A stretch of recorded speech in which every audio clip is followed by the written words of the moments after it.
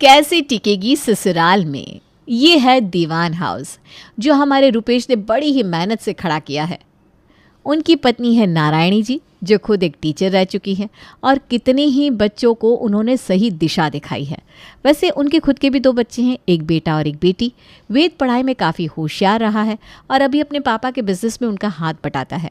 और हमारी शिवानी जो इस घर की सबसे बड़ी लड़की है, उनके बारे में तब क्या ही कहे।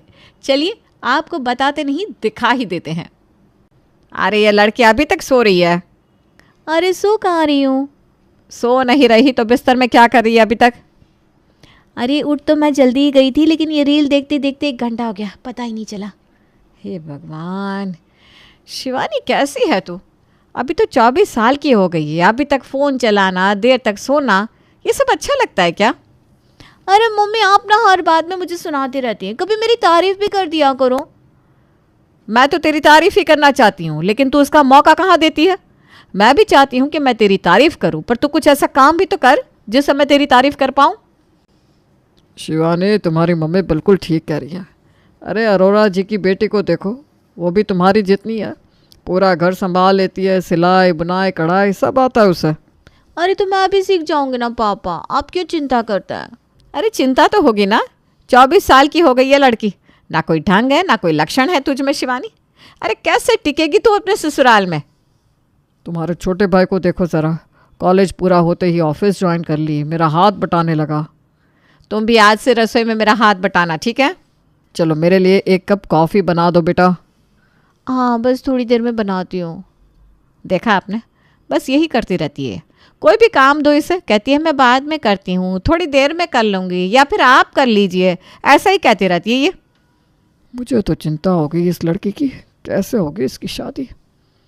शिवानी मस्त मौला लड़की थी। घर में सोना खाना और घूमने के अलावा और किसी चीज़ में उसकी कोई दिलचस्पी नहीं थी। अलबेली बनी रहती थी, लेकिन अब उसकी तो उम्र हो चुकी थी शादी की, इसलिए उसके माता पिता को हर पल यही बात खाई जाती थी। नारायणी अपनी बहन सविता से बात कर रही है। अरे कैसे चिंता ना करूँ सविता, ये लड़की कोई काम ही नहीं करती, सारा दिन मटर गश्ती करती रहती है, यहाँ वहाँ सहेलियों के साथ घूमती रहती है। तू ही बता क्या करूँ मैं इस लड़की का। अरे दीदी आप इतनी चिंता मत कीजिए, आपका बीपी बढ़ जाएगा। शिवानी को देख कर ना वैसे ही मेरा बीपी बढ़ जाता है। ये देख अभी भी टीवी के आगे बैठी हुई है, अपनी झूठी प्लेट भी खुद नहीं उठाती। शिवानी, मासी का फ़ोन है, ले उनसे बात कर ले। अरे मम्मी आप कर लो ना, मुझे रिश्तेदारों से फ़ोन पे बात करना पसंद नहीं है। देखा कैसे जवाब देती है। किसी रिश्तेदार के ना घर चलती है, ना उनसे बात करती है, ना ही उनसे मिलने जाती है। कैसे ये रिश्ते निभाएगी बता। अरे यहाँ तो मायका है, लेकिन अगर शादी के बाद ससुराल में ये जवाब दे दिया उसने तो मेरी तो नाक ही कट जाएगी ना। अरे सीख जाएगी दीदी धीरे धीरे, आप चिंता ना करो। 20 साल की थी तब मुझे भी यही लगता था, सीख जाएगी, अभी छोटी है, पढ़ाई कर रही है। लेकिन अब ऐसा नहीं है, अब ये 24 की हो गई है। अभी इसकी शादी के लिए लड़का देख रहे हैं हम, लेकिन फिर भी इस लड़की में कोई जिम्मेदारी वाली बात नहीं है। कब सीखेगी ससुराल में जाने के बाद? अरे वहाँ तो 100 काम 100 जिम्मेदारियाँ उठानी पड़ती है, कैसे टिकेगी ये वहाँ। दीदी आप खामखा इतना सोच रहे हो, जब इसकी शादी पक्की हो जाएगी तो अपने आप ही ये जिम्मेदार हो जाएगी। आप तो बस इसके लिए अच्छा सा लड़का ढूंढो, ठीक है? हाँ शायद शादी पक्की हो जाने के बाद इससे थोड़ी अकल आ जाए। नारायण को दिन रात शिवानी की चिंता सताती रहती थी। अब शिवानी के माता पिता ने रिश्तेदारों में भी सबको शिवानी के लिए कोई अच्छा लड़का देखने को कह दिया था। अरे कहाँ रह गए सबके सब? आई जीजी आई, आइए आइए, प्रणाम, आइए। अरे शिवानी बैठी है तो कम से कम बुआ जी को लेने तो आना चाहिए ना, कब से आवाज़ दे रही हूँ। शिवानी झली लड़की, ध्यान कहाँ रहता है तेरा? सॉरी बुआ जी, वो मेरा ध्यान ना फ़ोन में था। अरे आग लगे आजकल के फ़ोन्स को, जो बड़ों को इज्जत देना भूल जाते हैं। अरे आप आ गई जीजी, आइए आइए बैठिए। शिवानी जाओ बुआ जी के लिए चाय और नाश्ता लेकर आओ। मैं? शिवानी! हाँ मैं ही तो जाऊंगी, और कौन, अभी लेकर आती हूँ। शिवानी अपनी रसोई में आती है, लेकिन उसे पता नहीं था कि चाय कहाँ है, चीनी कहाँ है। वो तो रसोई घर से ही अपनी माँ को आवाज़ लगाती है, माँ चीनी और चाय पत्ती कहाँ पड़ी है? इसे नहीं पता चीनी और चाय पत्ती कहाँ रहती है रसोई में? वो ना मैंने जगह बदल दी है ना, शायद इसलिए पूछ रही होगी। अरे वो सामने ही ड्रॉअर के पास है बेटा, ध्यान से देख जरा। ड्रॉअर कहाँ? ये कभी रसोई घर में जाती भी है या नहीं? अरे भूल जाती है बार बार। अरे वो सामने है ना गैस के, ध्यान से देख। हाँ हाँ मिल गया। मिल गया। ऐसे तो होशियार है शिवानी काफ़ी। अरे माँ चाय में दूध कितना डालना है? जी अभी आती हूँ मैं। कल्याण होगा इस लड़की का। नारायणी गुस्से में रसोई घर में आती है और शिवानी को डांट लगाती हुए कहती है, एक कप चाय में दूध कितना पड़ता है वो तक नहीं पता तुझे। जीजी के सामने मेरी नाक कटवा दी। कितनी बार कहा है कि मेरे साथ रसोई में रुका कर, लेकिन नहीं, हमारी महारानी जी को तो बस टाइम पास करना होता है सारा दिन। अरे अब बता भी दो ना कितना दूध पड़ता है चाय में। हे भगवान, छोड़ तू, रहने दे, मैं खुद बना लूंगी। Thank you. हे भगवान, इस लड़की में ना कोई शर्म है ना हया। शिवानी ना तो चाय बनाकर लाती है ना ही कुछ नाश्ता लेकर आती है। नारायणी ही सब कुछ बनाकर लाती है और बुआ जी के सामने रखती है। अरे नारायणी, इसे भी कुछ सिखा, कैसे करेगी ये ससुराल में सब कुछ? हाँ जीजी, सीख जाएगी सब कुछ। जी आपके ध्यान में कोई अच्छा परिवार हो तो हमें ज़रूर बताइएगा। अरे रुपेश, तू शिवानी की हरकतें तो देख पहले। ना रसोई में अच्छी है ना ही किसी और चीज़ में। कैसे कोई भला परिवार इसे अपने घर की बहू बनाएगा? हाँ जी मैं समझ रहा हूँ। अब आपको तो पता है लाड़ प्यार से पली है शिवानी, थोड़ी सी नादान है, सीख जाएगी अपने आप सब कुछ। हाँ तो पहले इसे सिखाओ सब कुछ, फिर मैं तुम लोगों को कोई परिवार बताती हूँ उसके लायक। जी आप लीजिए ना, चाय नाश्ता लीजिए ना।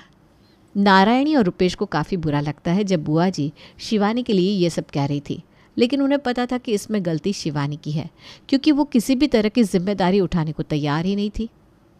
आज जीजी की बातें मेरे दिल में चुभ रही थी। वो तो यही सोचेंगे ना कि मैंने ही कुछ नहीं सिखाया अपनी बेटी को। शिवानी तुम सुन रही हो ना? देखो तुम्हारी वजह से हमें क्या क्या सुनना पड़ रहा है। अरे पापा, बुआ जी की तो आदत है बोलना, आप क्यों उनकी बातें दिल पे ले रहे हैं? लेकिन वो कह तो सही रही थी, तुम कोई काम ठीक से नहीं करती हो, अब तुम्हें घर की जिम्मेदारी उठानी चाहिए। बस कल से आप देखिए मैं कैसे सारी जिम्मेदारी उठाती हूँ। अच्छा, पता नहीं वो कल कब आएगा। अरे मम्मी, ऐसा कुछ नहीं होने वाला।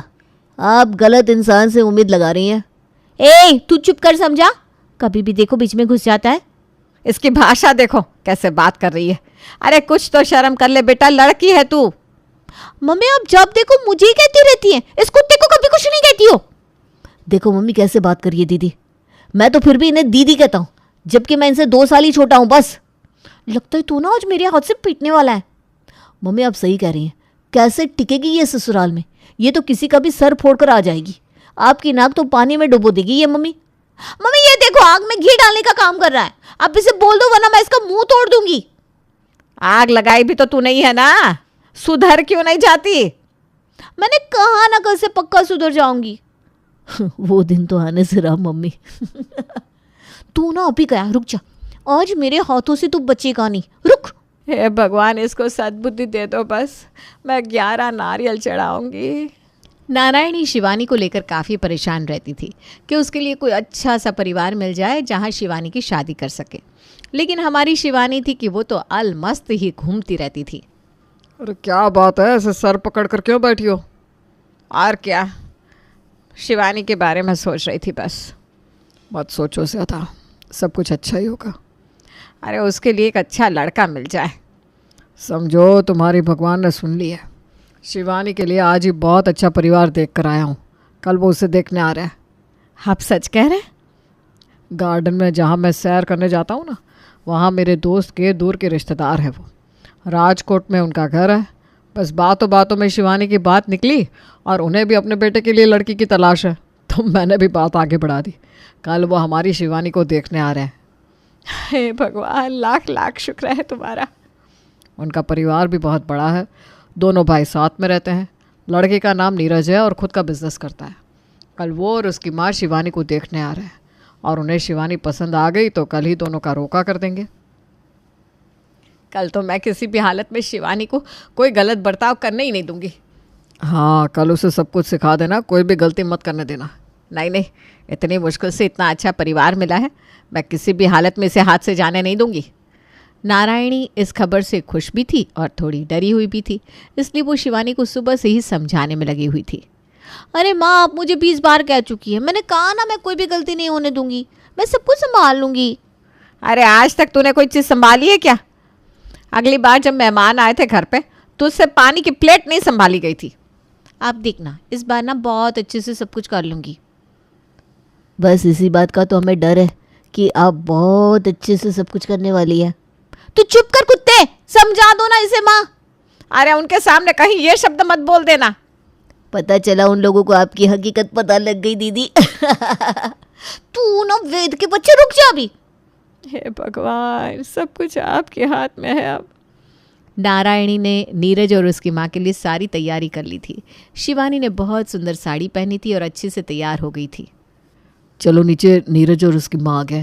हाँ हाँ, चलो चलो। अरे क्या चलो चलो, थोड़ा शर्मा के चल, नजरें झुकाकर। और ये ले चाय की प्लेट। हाँ मुझे याद है। देख शिवानी, हाँ माँ, कोई गड़बड़ नहीं करूंगी, आप चलिए ना। नारायणी को जिस बात का डर था वैसा कुछ भी नहीं हुआ। शिवानी ने हर सवाल का जवाब बड़े ही बखूबी दिया और नीरज और शिवानी का रोका भी हो गया। आज मैं बता नहीं सकता मैं कितना खुश हूँ। मैं भी, जिंदगी में पहली बार तूने सही काम किया है। अब हमारे पास ज़्यादा वक्त नहीं है शादी की तैयारी में, अगले महीने का ही तो मुहूर्त है। चलो अच्छा है, बस 1 ही महीना और झेलना पड़ेगा दीदी को। ओए वेद, अब दीदी को नहीं छेड़ना, समझा? अब इसकी शादी होने वाली है। हाँ, अब तो ये जिम्मेदार हो ही जाएगी। अरे पानी पूरी वाला आया है, मैं भी आती हूँ। ये देखो जिम्मेदार लड़की। शिवानी की शादी की तैयारियां शुरू हो चुकी थी। देखते ही देखते 1 महीने बाद उसकी विदाई भी हो गई। उसकी आवाज़ के बिना पूरा घर सूना सूना सा लग रहा था। जब तक वो यहाँ थी तब तक मैं उसे चिल्लाती रहती थी। आज उसकी विदाई के बाद घर काटने को दौड़ रहा है। बेटियाँ होती ऐसी है, कब बड़ी हो जाती है, कब हमें छोड़कर चली जाती है, पता ही नहीं लगता। अब तो कोई मुझे कुत्ता बुलाने वाला भी नहीं है। मैं तो बस यही प्रार्थना करती हूँ कि वो अपने ससुराल में सब कुछ संभाल ले। 2 साल बाद। वेद, तू अभी तक तैयार नहीं हुआ? अरे तैयार हूँ माँ, बस जा ही रहा हूँ दीदी को लेने। सुन, ये उसके ससुराल वालों के लिए कुछ तोहफे हैं, ये भी ले जाना। ठीक है माँ। दीदी को अच्छे से ले आना, समझा? और उसे कुछ मत कहना उसके ससुराल वालों के सामने। हाँ माँ, अब मैं बड़ा हो गया हूँ, और वैसे भी अब दीदी यहाँ आती कहाँ है, उनकी मुझे बहुत याद आती है। जा जा जल्दी से शिवानी को लेकर आ, और उसके सास और दामाद जी को भी लेकर आना। जी। शिवानी की शादी को 2 साल हो चुके थे और आज वेद अपनी बहन को ससुराल लेने जा रहा था। अरे आजा आजा, बैठ। अरे तू यहाँ बैठ, मैं तेरे लिए हलवा लेकर आती हूँ। अरे नहीं नहीं। अरे बैठ ना, मैंने अपने हाथों से बनाया है। शिवानी, मेरे कपड़े। अब मैंने सब कुछ तैयार करके रख दिया है पलंग पे। बहुत भूख लगी है। नाश्ता भी तैयार है, आ जाइए। अरे मेरा गर्म पानी हो गया क्या? जी माँ जी, ये रहा आपके पीने का गर्म पानी, आपकी दवाई और आपका नाश्ता। आपके लिए शुगर फ्री और सब कुछ। वेद, ये हलवा पूरी खा, ये समोसे, सब कुछ मैंने बनाया है। आपने? हाँ, खाकर बता। ये तो सच में स्वादिष्ट है। अरे हमारी शिवानी बहुत अच्छा खाना बनाती है, इसके हाथों में तो स्वयं अन्नपूर्णा का वास है। शिवानी अपनी सास और पति के साथ मायके आती है। उसके माता पिता उसे इतने दिनों बाद देखकर भावुक हो गए थे। तुझे देखकर आज आंसू ही नहीं रुक रहे हमारे। अरे मम्मी जी, कोई बात नहीं, इस बार आप शिवानी को अपने पास ज़्यादा दिनों के लिए रुकाइएगा। अरे नहीं नहीं बहन जी, हमारा घर तो शिवानी के बिना चलता ही नहीं है। उसके बिना तो मुझे खाना ही अच्छा नहीं लगता। शिवानी को मेरी दवाइयाँ, मेरे कपड़े, मेरा खाना सब कुछ पता है। सब कुछ मुझे हाथ में लाकर देती है। ये बात तो है, शिवानी 1-2 दिन भी जाती है तो हमारा घर कबाड़ खाना लगने लगता है। हम तो बहुत भाग्यशाली हैं कि हमें शिवानी जैसी बहू मिली है, जिसने हमारे घर को इतने अच्छे से संभाल लिया है। शिवानी हमारी जली सी छोटी सी बच्ची, आज इतना सब तुम्हारे बारे में सुनकर मेरा सर गर्व से ऊंचा हो गया है। हमें तो हमेशा ही डर रहता था कैसे टिकेगी ये ससुराल में, लेकिन आज पता चल ही गया कि बेटियां मायके में ही चुलबुली होती है, ससुराल में पैर रखते ही जिम्मेदार बन जाती हैं। आई मिस यू दी, आई मिस यू टू कुत्ते।